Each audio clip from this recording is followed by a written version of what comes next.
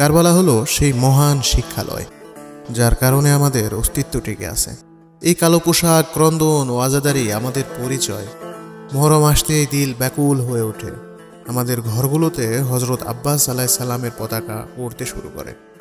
আমাদের শিশুরা হজরত কাসিমের স্মরণে ও আমাদের যুবকরা হজরত আলী আকবরের স্মরণে শোকাগ্রস্ত হয়ে পড়ে। আর হুসাইনেগুলো শোক মিছিল ও আজাদারির প্রস্তুতিতে ব্যস্ত হয়ে পড়ে।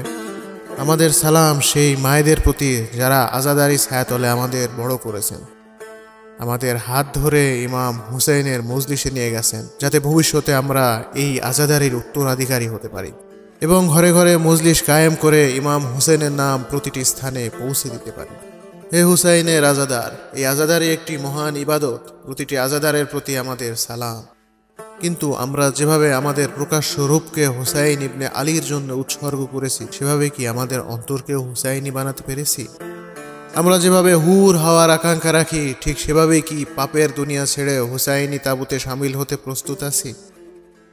আমরা যেভাবে কালো পোশাক পরিধান করে হুসাইনি হওয়ার ঘোষণা দিচ্ছি, আমাদের চরিত্র কি তার সাক্ষ্য দিচ্ছে?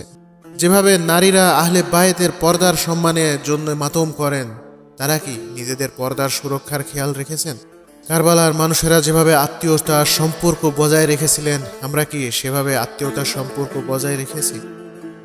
আসুন এবার এমন একটি মুহররম অতিবাহিত করি এবং এমনভাবে আজাদারি করি যার মাধ্যমে আমাদের চরিত্র হুসাইনি হয়ে ওঠে।